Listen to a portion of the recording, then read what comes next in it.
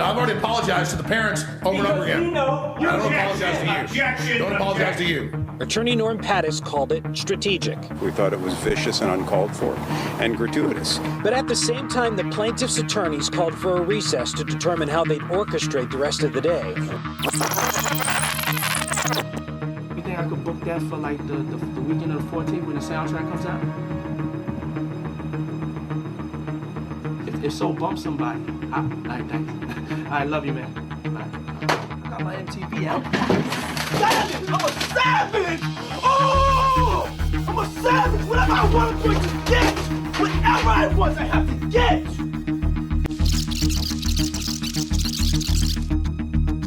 And you're confident on these cases. You don't think you're going to be behind a defendant table throughout the entire campaign, crippled and unable to campaign? You know, if I am, it's going to show what a fake deal it all is. It's all fake. It's all just fake stuff. Do you want it televised? In order to interfere with the election. This was election interference at the highest level. One person responsible for this nightmare, and he's acknowledged and he brags about it, Donald Trump. Chief White House correspondent Mary Bruce traveled with the president. Good morning, Mary. 2020 rape conviction against former media mogul Harvey Weinstein was thrown out by New York's highest court today.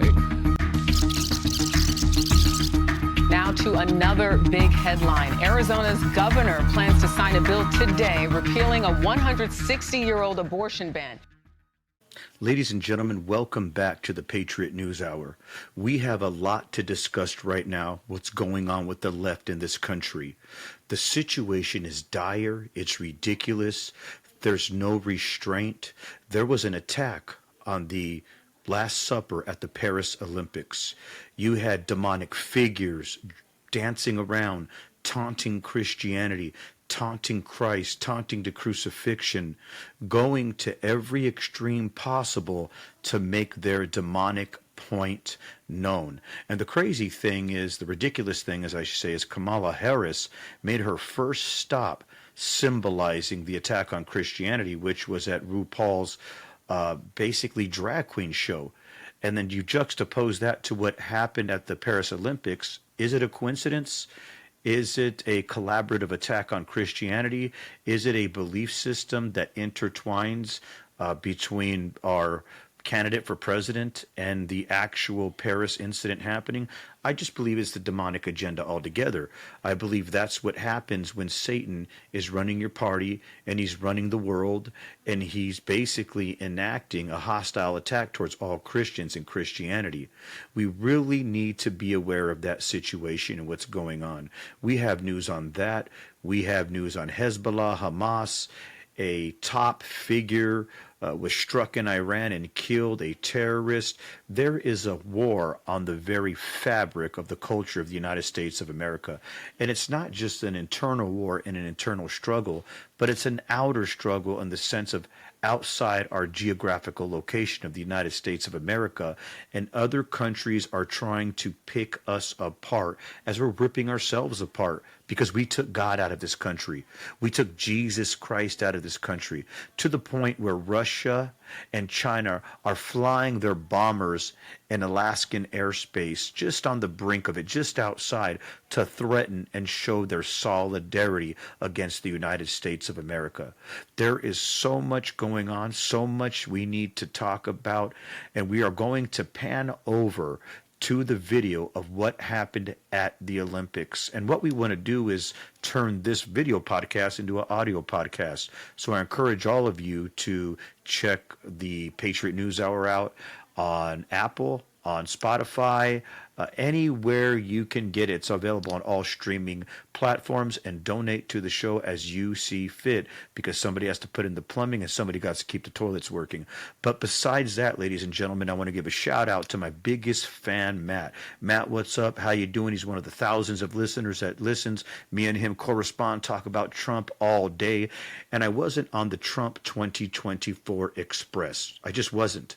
I wasn't going to get on it, but when I saw the attack coming for Christianity, even though I have my disagreements with Trump, we got to unite and fight the left, to the point where I even got this Trumpinator bobblehead doll. What do you think about that, ladies and gentlemen?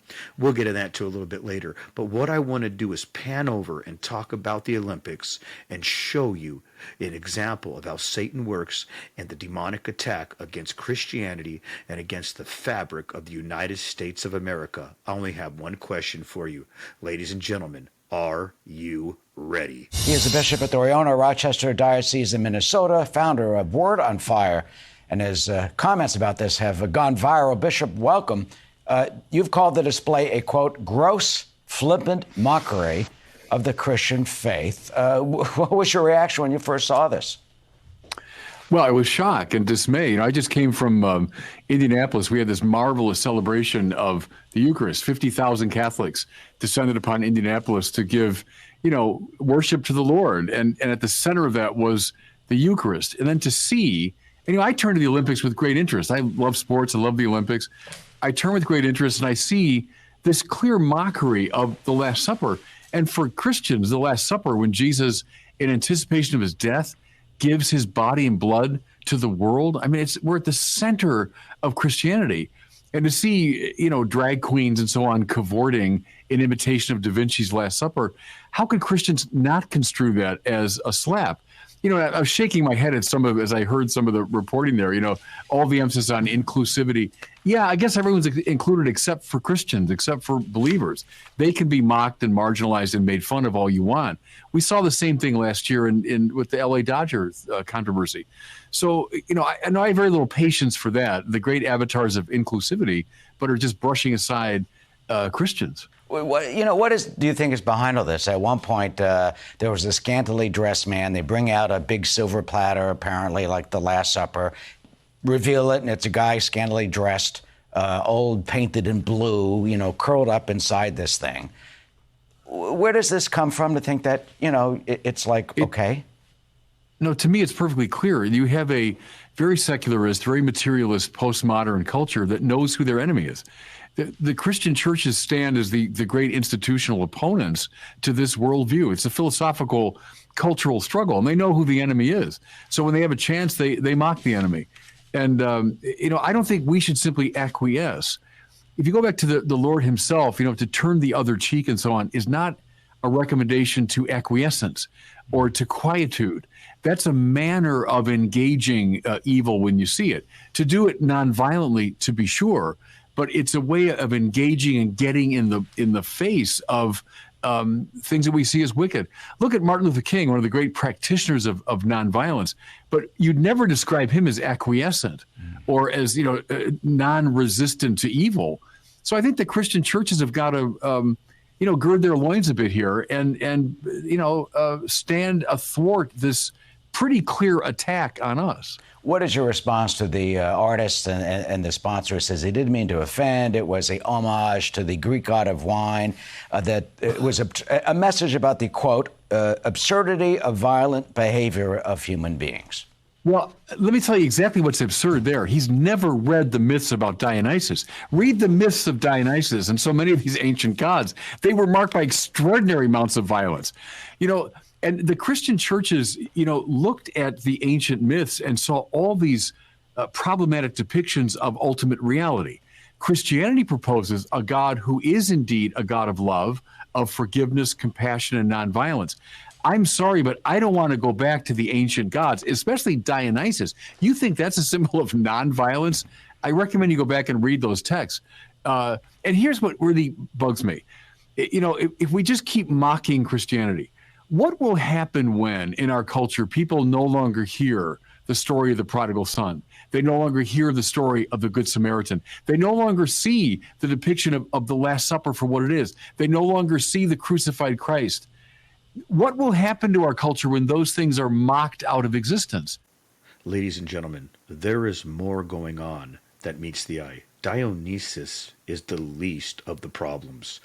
This ritual, as far as the Paris situation is concerned, is rooted in demonic activity going back 4,000 or 5,000 years ago. It's absolutely disgusting and reprehensible. It is basically old, ancient, demonic worship practices repackaged for human consumption in the 21st century, dedicated to Molech, to Baal, to basically every single demon out there. They know what they were doing. This is a demonic attack, and Christians need to stand up and rise up and make their voices known. Across the panacea of the United States of America, let alone the entire globe, the entire world, we have an attack going on by the left with our children, trying to give them so-called gender reassignment, reconstructive surgery to make a male child a female child and a female child a male child, with replacement hormone therapy, destroying their lives. And parents have been so brainwashed and so manipulated by the satanic forces in the deep state, that is, in the liberal party, that they're simply giving their kids over into Satan's hands, to the point as these little kids are dancing around at the Olympics, practicing in paganism and demonic worship. Satan is on a tear right now. He is a roaring lion, going to and fro, seeking who he can devour, and he's devouring many, many, many, many people. There is a reason Jesus Christ said, narrow is the path that leads to heaven, and wide is the path that leads to destruction, and most will take that path. Many will take that path because it's the easier route and it's the easier thing to do. You can be naive. You don't have to think. You don't have to be empathetic. You can have self-aggrandizement. You can chase all the materialism you want. I got to have more Prada, more Gucci, more this. And I'm not against things. I'm against things that corrupt the spirit. And that is America's problem. It's called materialism. And as far as postmodernism's concerned, postmodernism has always pretty much been around. It's just been repackaged. When you think about postmodern, I want you to think about satanic worship. And all it is repackaged, and everything is relative, including religion, art, propaganda, literature. And then all they will do is say this is postmodern and put a spin on it. And the deconstructionalists biblically are really good at doing that, manipulating the truth and using eisegesis. But beyond that theological lesson, we have to understand that the Olympics is so much more than a physical situation going on that you're watching visually. What the Olympics is about a spiritual war going on. And you have the right, and you have the left, and you have the spiritual war causing tension and friction, ladies and gentlemen. And at the center, you have Jesus Christ. And he's restraining the end of the world. And the Holy Spirit is restraining the end of the world right now, because all will be lost. Thus, God is giving people time for repentance, to come to know the Savior. And like Wesley said, you have your four graces. You have your prevenient grace laid before you. You have your convicting grace, your repenting grace, and your sanctifying grace. So, ladies and gentlemen, if you do hear God speaking to you, it's time to act. There's not much time left. And all these parties are doing is basically substantially having elements of truth, from the demonic to the holy to the nonsensical to just a little bit of a mixture of everything. But God is moving through everything, even in certain religions, to bring them out of pagan worship. So God, if you want to know the truth, this so-called theatrical thespian play for the demonic, God is showing the world and letting this happen so people have time to repent. But the left is kicking it up a notch, a notch, a notch, a notch, and they just won't stop, until the point they want to take your kids to literal hell. And Megan Thee Stallion's dancing, disrespecting the Oval Office, being as ratchet as she can be. And I get it. People like hip-hop, this and that. I get all that. But what I'm saying is, if you look at the transition and the permeation of everything that's not supposed to enter religious institutions and institutions politically, because they do have a holy essence to them, generally speaking, in a sense, you could look at Romans for that God institutes all offices. People are destroying them offices. And the left is going strictly to Hollywood and demonic entertainment because they know the masses will gravitate towards that, and the deep state knows that, ladies and gentlemen. So what I want to do is I want to pan over to the video and show you what happened at the Olympics. Ladies and gentlemen, are you ready? All right. But then there was instant controversy over an opening number featuring drag performers that some people said was a blasphemous take on Da Vinci's painting, The Last Supper. Now, organizers said, we're sorry, but, you know, the guy who actually put it all together said it was from the Feast of the Gods, which is a 17th century Dutch painting of the Greek Olympian gods, you know, the Olympian gods, because it's the Olympics. Okay. And there are many more people in the picture they're talking about here. There's people on the side, you know, and it's like, come on, y'all. It's the Olympics. Stop. They're not trying to do anything except talk about the history. They're showing you the history. There are too many people in the picture for it to be the 12 disciples and then the 7 or 8 other people who are in the picture. Well, and it's also, just more people. When you're criticizing religion and people were offended, the director said it wasn't what he intended, and he also said the mission was inclusion. Intention matters. He came out and said, that wasn't what I intended. I'm sorry if that's what offended you, and this is what I was trying to do. Don't go, I get so frustrated with religion. Don't go by the literal letter of the Bible. Go by the example of the word, which is live with the grace, live with the forgiveness, live with, I was frustrated, you answer, and I'm okay with that. Yeah. I get so tired of being beaten over the head with religious messages while someone walks along their life not living like Jesus at all. Like, really understand the mission. Look, if people go look at the original Greek Olympians and what they were doing in pictures, you're going to be even worse. Well, we can't even show the painting it's based on. But, you know, I watched the whole opening ceremony. It was very long. It was like over 3 hours long. This was a very small part of it.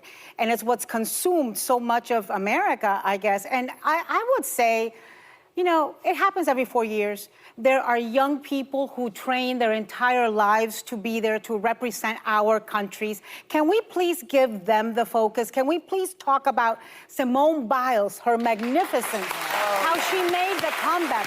Can we talk about Suni Lee?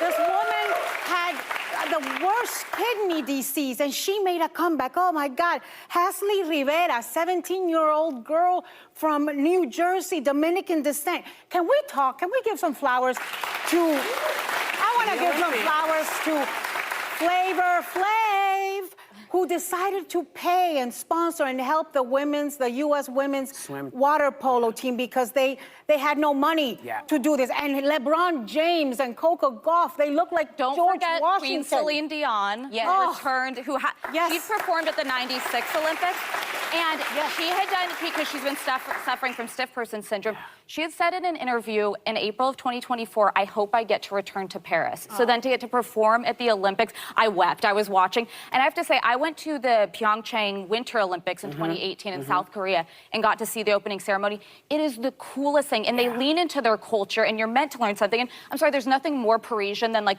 Marie Antoinette's head cut off, metal music playing, and then drag queens. Like that is French. That is what they're going to do. So enjoy. It's celebratory. There's something for everyone. If you didn't like one thing, tune into something else. Yeah. And that's what we hope for folks to think about doing. If you're not happy with something and it bothers you, don't take 20 hours to write an email. Just turn the TV off. Watch something else. Put the newspaper down. Don't look at the pictures. These are choices. You know, we're back to this thing. These are our choices. You have the ability. Forget what Instagram is telling you. If you don't like it, go to something else. Ladies and gentlemen, there you have it from the wise one herself, Whoopi Goldberg, in her Crocs, in her pajamas. I should have warned you to get a barf bag. Yes, it absolutely 100% matters. Let's just give her the benefit of the doubt and say that they weren't mocking the Last Supper of Jesus Christ. That's my dog Stella, the French, in the background. Even she's not happy about this, so I won't even bother editing this video clip. But what I want to say is it does matter. Why? Because we keep getting attacked over and over and over, ripping apart the fabric of society with all of this demonic worship. So whether they meant to or not, I really don't care. It's disgusting. If you look at everything that happened, it was absolutely 100% ridiculous. And this goes in tandem with Kamala Harris's running. This goes with her campaigning. It's all one and the same thing, ladies and gentlemen. I don't know about you, but I am sick and tired of watching commercials on TV about aborting and killing babies. I'm sick of it, and the reason why I call it a fetus in Latin is to depersonalize the actual human child so you can get rid of it. And it's all based off eugenics under Margaret Sanger that goes back to World War II in Nazi concentration camps. But ladies and gentlemen, I'm digressing. So it's a terrible thing. And who are these women? Are they theologians? Have they just went to school and studied their whole lives and gave sermons, and they studied homiletics and so on and so on and so on? And I don't even know who the woman is, and I don't even want to try to find what her name is. I didn't pay that much attention. Sort of like you might even shut off the video and then turn it back on or fast forwarded it. And she says, we got to stop taking the Bible literally. Seriously? We got to stop taking the Bible literally? So it's just a relative figure of speech, subjective book that has no meaning? Well, people have already done that for centuries and made a mess of it. Church history, historians, and bishops have debated it on and on and on. We're not going to do a church history lesson. Maybe we'll do that some other time. But what I'm saying is we've already gotten into that mess, and people have accepted it too much. There's been schisms over it, and that's why we continue to be in this mess, ladies and gentlemen. So it's absolutely appalling, and I'm not going to take my biblical advice from a show that Whoopi Goldberg and these women are on. It's just not going to happen. No thank you. I want to get my religion from an educated source, and that's why I got 12 years worth of education behind my back and basically below my belt, in a sense, so to speak, girding up my loins, because I am a theologian and I am recognized and I am writing books. But besides that, ladies and gentlemen, what I want to say is that's the problem. Liberalism has existentially went so far into the demonic, there's no coming back for it. There's no coming back from it. And I really mean that 100%. I personally think the moral degradation is going to just get farther and farther and farther into the fabric and embed itself in the United States of America. I mean, we're in the last days, for crying out loud. I mean, the signs are there. Worshipping the Greek gods. We've been there. We've already done it. We saw what happened with the Greeks and when the Romans did it. And when Nero Caesar burnt Rome down while he was fiddling on the harp. We've done all that. There's notes, there's historical documents, Elder of the Plenty, so on and so forth, about the attacks on Christians because of the Greek gods, ladies and gentlemen. And them Greek gods were just basically repackaged from Mesopotamia, so on and so forth. But what I'm saying is, in politics, the Democratic Party is turning into the old Roman party in a sense, right? They are starting to worship, and they have for a very long time, more and more and more Greek, Roman, Mesopotamian gods, ladies and gentlemen. So that's just what I wanted to segue into going into this next segment. And this is going to be about the Iranian, basically, assassination that Israel conducted successfully so, and the reaction and the rage that it sparked in the Middle East. So, ladies and gentlemen, are you ready? It is Wednesday, July 31st. You are watching Fox and Friends First. I'm Carly Shumkin. And I'm Todd Pyro. The strike in Tehran that took out that Hamas leader coming hours after Israel says it killed a senior Hezbollah commander in Lebanon. And Iran's Revolutionary Guard says it will be met with a harsh and painful response. We have breaking news team coverage with former Navy SEAL Jonathan Gilliam standing by. But first, we start with Lucas Tomlinson live with the very latest. Lucas. Well, good morning, Carly and Todd. Remember, Israel's prime minister had said the deaths of those 12 children on the soccer field would not go unanswered. Now, top leaders of Hamas and Hezbollah have been killed over the course of 12 hours. The two targeted killings took place in Tehran and Beirut. First, Hezbollah's top military commander, Fouad Shukar, who Israel blamed for that rocket strike in the Golan Heights that killed 12 children. The State Department had put a $5 million bounty on his head. Officials say he played a central role in the killing of 241 Americans American servicemen in the Marine barracks bombing in Beirut back in 1983. Then hours later in Iran's capital, the leader of Hamas, Ismail Haniyeh, was killed just after the inauguration of Iran's new president. A short time ago, U.S. Defense Secretary Lloyd Austin was asked about the killing of Hamas's leader. Can you confirm if Israel is behind the strike that killed the senior Hamas leader in Tehran? And did you get any warning that this was going to happen? I don't have anything for you on that. And we certainly have heard the reporting, but I don't have any additional information. We're going to do everything we can to make sure that we keep things from turning into a broader conflict throughout the region. Israel's top military spokesman spoke about the strike in Beirut against Hezbollah's top military commander. Hezbollah's ongoing aggression and brutal attacks are dragging the people of Lebanon and the entire Middle East into a wider escalation. While we prefer to resolve hostilities without a wider war, the IDF is fully prepared for any scenario. Israel's heritage minister says, quote, "This is the right way to clean the world from this filth. No more imaginary peace surrender agreements, no more mercy for these mortals. The iron hand that will strike them is the one that will bring peace and a little comfort and strengthen our ability to live in peace with those who desire peace. Haniyeh's death makes the world a little better." Now, Iran's supreme leader has vowed revenge. Recall back in April, after Israel killed those Iranian military commanders in Damascus, Iran launched hundreds of missiles and drones at Israel for the first time. So there you have it, ladies and gentlemen. Israel simply said they're taking out the trash. Well, that concludes our show today. We are on time constraints. We have too much to do with too little time. So until next time, this is the Patriot News Hour. God bless you and God bless the USA.